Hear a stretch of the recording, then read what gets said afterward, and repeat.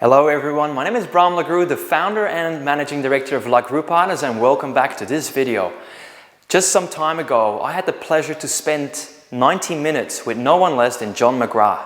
Now if you don't know John McGrath, let me tell you who he is. John McGrath started a real estate business from scratch, and last year alone, his business generated over $4 billion worth of real estate sales. Now at an average percentage of 2.5% for his business, you can already calculate how many millions his business is transacting, and I can also tell you that his business is highly profitable. Just some time ago, he actually has taken his business to the Australian Stock Exchange, and now investors are pouring in money into his business so that it can keep growing and expanding. It's a world-class success story. It's a best practice type of organization. It's one of those great organizations that I believe firmly that in the future some great success stories are going to be written about in several books and the likes. Another thing that is worth noting about John McGrath is that he's one of the sharks on Shark Tank.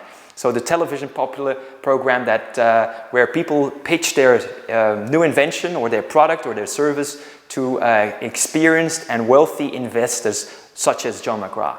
Now, what have I learned from John McGrath that would also be interesting for you to consider in your business? Well, let me share 6 things here with you right now.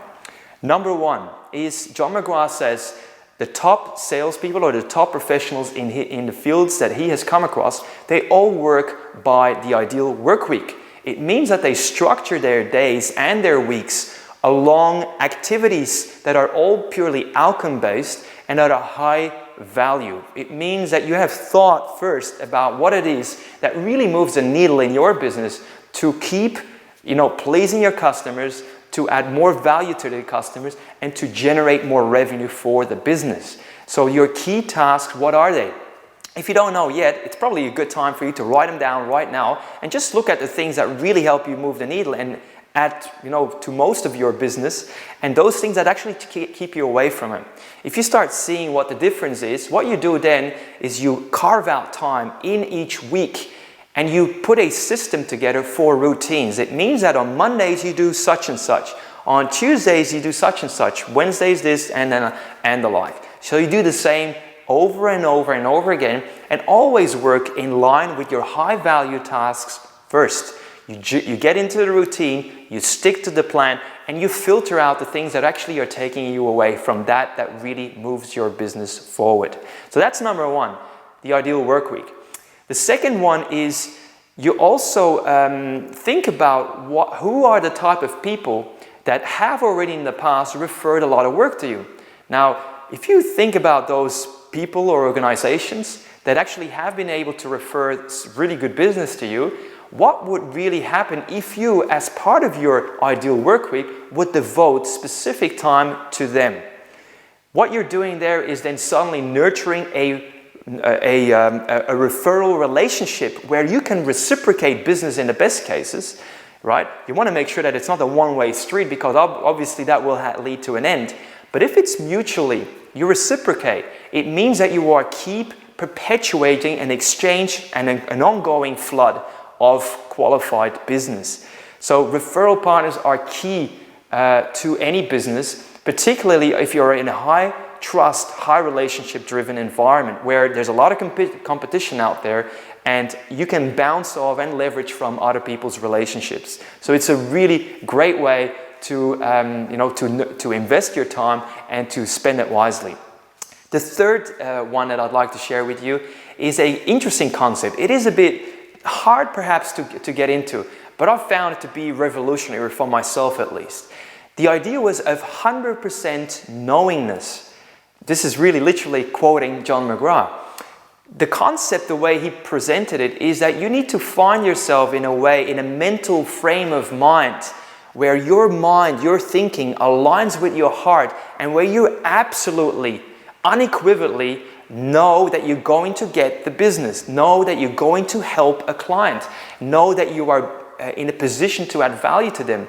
Now, obviously that takes a bit of preparation up front. You can't just, pretend as such. It's really a mental game that if you really want to learn more about it, you need to look into certain programs that help you to shape your mind and to get you into that state that is called 100% knowingness. Some people may call it the flow, getting into the zone, that sort of stuff. But it's such a vital importance. I mean, just think about it. Anytime when you do business with somebody, how important is it that they actually are hyper confident in their ability to serve you, and that they are quite peaceful within themselves, trusting almost that they will do the business with you.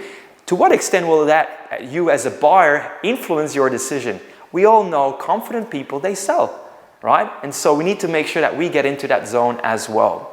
Number 4 would be one where, again, you play a little game with your mind. I've noticed, for example, when people go on the phone to call upon a customer or a prospect, somebody that they've quoted and presented to, that they sometimes find it a bit awkward if, after the first phone call, the client doesn't ring back.